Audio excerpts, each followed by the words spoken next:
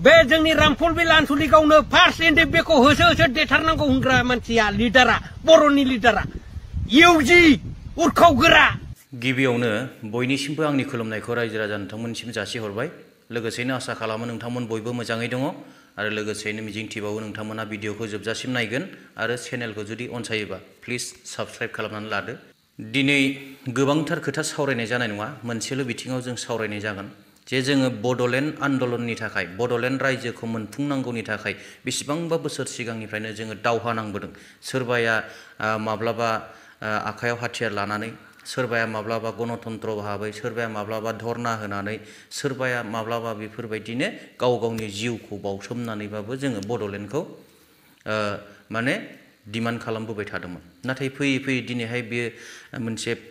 माने जाफुंसारै बायदि मोनसे लामायाव दङ दा बेखौनो नोजोर बोनानै गोबां माने दुखु खस्थ'जों सोलिबोनांनाय जिहेतु बारग' एनडिएफबि बिथांमोनहा गोसोआव गोबां दुखु मोननाय दङ आरो जोङो मोनसे समाव ओरैबायदि अबस्थाजों फैनांदों जे जाय समाव जोङो बिदा फंबायजोंनो हारिनि गेजेरावनो न'खरसेनि गेजेरावनो जोङो गावजों गाव बुथारलायनायबो जाबोदों दा बेफोरबायदि जाथाया मानो जाबोखो मानो जानो मोनखो सोरनि दैदेननायाव जानो मोनखो बिनिनो माखासे बिदिन्थिफोर होदों बारग' एनडिएफबिनि बिग्राय नार्जारि बिथाङा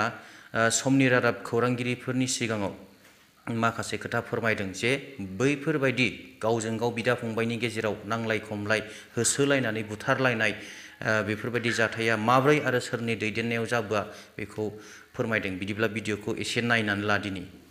बोसोर बोसोर जों दिनै आखायाव सिलाय लानानै दावहा होनायनि खोथा दं बेनिखायनो बर' रायजो राजाखौ खबर लानायनि मोन्थाय आंहाबो दं होननानै आं सानो आं खबर लादों सोरबायदि मानसिया बबे गामियावहाय लेखा मोनदों दाख्लि नायनानै फैबाय आङो मोनसे गामियाव लेखायाव मा दङ जोंहा नैबे डिस्ट्रिक्ट हिसाबै डिस्ट्रिक्ट कमिशनारनि सहि सिल दङ जा मानगोनां डिअ सारनि सहि दङ सिल दङ आरो लोगोसे दङ आइटिडिपि ना मा होनो आइटिडिपि बिथांनि दङ सिल सहि बे साथाम मानसिनिल' सिल सहि दङ रायजोफोर बाय प्रमदनिबो गैया फेरेंगानिबो गैया गबिन्दनिबो गैया लरेन्सनिबो गैया उरखावखौथ' दोन बेथ' फाल्तु मानसि बियो लिडार नङा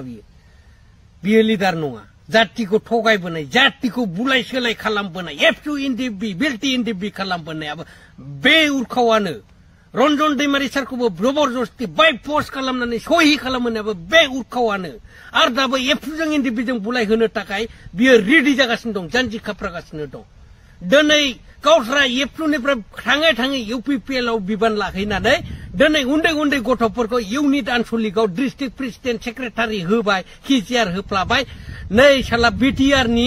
गासै दायखौ एफटुनि गथ' गोदानै लानाय बिबान लानायफोरनोसो दिनै दायखौ जाबसिनजोबनानै होलांनो नागिरदों अब्ला बे गोदानै लानाय बिबान रुजुनग्रा गथ'फोर बे दानि गोरलै गथ'फोर बैसोआ गोरलै मालाय मा जानो बिस्राबो इडुकेसन दं साननो हानाय गोहोआ दं आं बिसोरखौबो बखिया रायजो राजानि कुइसननि फिननायखौ बिथांमोनासो होनो गोनां जाबाय गावस्राथ' हनै गुवाहाटीनो माबा दिसपुराव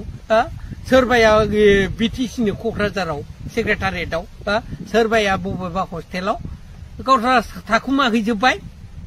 दिनै गोदान बिबान लानाय एफसुनि गथ'फ्रा मा फिनगोन बुं रायजो राजाफोर नोंसिनो बुं दावरावआ सोरनिफ्राय सृष्टि जाया बे इउजिनिफ्राय जादोंना जायाखै दावरावआलाय बे क'क्राझार डिस्ट्रिक्टआवनो बे जोंनि रामफलबिल आनसलिकावनो फार्स्ट एनडिएफबि खौ होसो होसो देथारनांगौ होनग्रा मानसिया लिडारा बर'नि लिडारा इउजि उरखावगोरा मानि गोरा नोंलाय बे गोरा टाइटेलखौ बबेनिफ्राय लाखो नोंलाय जातिखौ फोजोबबावनो नागिरदों नामा नोङो उरखाव दिनै मा मावैखो नोङो मन्त्रि बिबान लानानै मा मावखो नोङो मा आसनि लाबोखो नोङो लाखथा आसनि देखायदों खैथा आसनिया साक्सेसफुल जाखो खैथा आसनिया कमप्लिट जाखो होलाय इउजि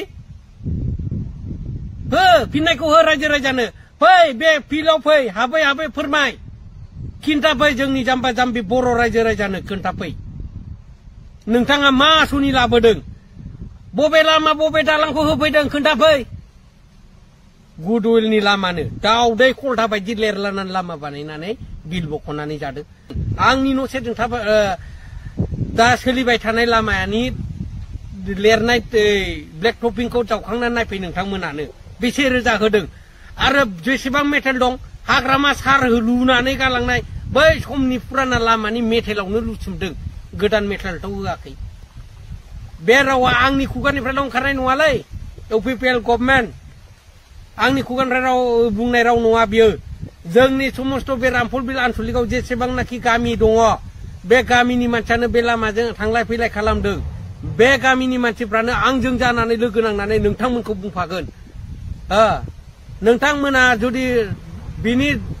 फिननायखौ नांगौबा उइटनेसखौ नांगौब्ला जों गासै बे एरियानि बर' रायजो राजायानो ओंखारजोबनानै होगोन आरो नोंथांमोन लानानै फैफानाय गाइडजोंनो जावखांनानै बेसे रोजा जों बेखौबो होगोन जों होगोन बांद्राय बखिनाङाथ' गाव गाव मावनानै देखायनांगौ बुंजानोबो हानांगौलै नोंसोर जादों नालाय हजम खालाम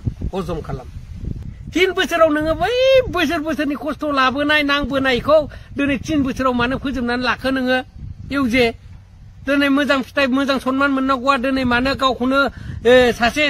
इसां नेहात सोदोबजों मानो रायखांजाखो नोङो मानो सोंखारि जाखो नोङो दिनै नोंनि मोखांखौ रावबो नायाथ' ससियेल मिडियायावबो नोंखौ नुयोब्ला सोरबाफोर मबाइलाव नायबाबो नोंसिनि बाग फैयोब्ला ओरै नायनायाव फिउसो नारखोहरोलै इउजि नोंसिनि महरखौ नुबानो ओरै नारखोयो बे दैज्लां बोथोराव नों खोथिया आखाथाम बानफ्ला फैबा बेखौ नोंखौ आबादारिखौ अननाय होना बुजिबाय आसनिखौ हो आबादारिनो मा होनांगौ नों लादों दायित्वखौ रायजोखौ खांनाय रायजोखौ सिबिनाय रायजोनि गांनो सुबिदाखौ नायनाय बे बिबाना नोंसिनाव दं नोङो केबिनेट मन्थ्रिसो इउजि नोंथां केबिनेट मन्थ्रि नोंखौ आं गोदो सारनोमोन खेबसेथ' आं नोंनि इलेक्सनावबो स्टेज प्रग्राम लाखांबायसोमोन दै नोंनि जानानै मोजां मावगोन होननानै खिन्थु गैयालै ओरैबायदि थगायसुलालै नों केसा मानसिजों बानायजानायसोथ' इउजि जों मिथियोथ' केसा हारसिं जोनोम जायाखै केसखौ बे एसपि बानायनाय लोगो लोगो एप्रुभ जाबोयो केसा बानायो एप्रुभेल जायो सोरनिफ्राय जायो गभर्नरनिफ्रायबो जागोन नोंसोरो एमएलए फोरनिफ्राय जागोन बे गासैनिफ्रायबो जानानैसो दिनैहाय फाइनाल खालामनानै जोङो थानाफ्राव दिनै डिक्लेयार खालामहरो लेटार हरो जे बिदि एसपि बानायनाय जाबाय रेजिस्टार जाबाय बेखौ आयेन बानायनाय जाबाय बानायदो आयेन बानायनानै रन्जन सारफोरखौबो जोंनो जेसेबां जेलाव दङ एक्सफ्रा बा आदार स्टेटआवबो थानो हागौ आदार कान्ट्रियावबो दङ भुटानफोर बायदियाव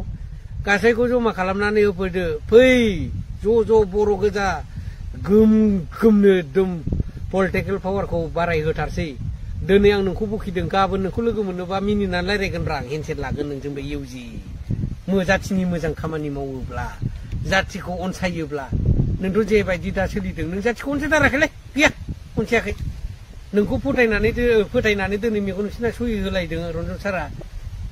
नों जाथिनि मावाखैलै बिदिखौ जाथिनि मावनाय होना बख' थाबैनो आयेन बानायनानै दा बेनो आं उनाव बुंबावगोन नायबावगोन नेबावगोन डिसेम्बरनि खोथा होदोंथ' दे नेगासिनो दं बेखिनियानोलै रायजोफोर ज' जालायनानै पलिटिकेल पावारखौ फोराफैदो गोजोन्थों बे गोलावथार भिडिअखौ नायनानै रायजो राजा नोंथांमोना माबायदि मोनखो प्लिज कमेन्ट सेक्सनाव लिरनानै हरदो दिनैनि भिडिअखौ गोलाव खालाम सानाखै एसेयावनो दोनथ'बाय थेंक इउ गोजोन्थों जय बर' हारिनि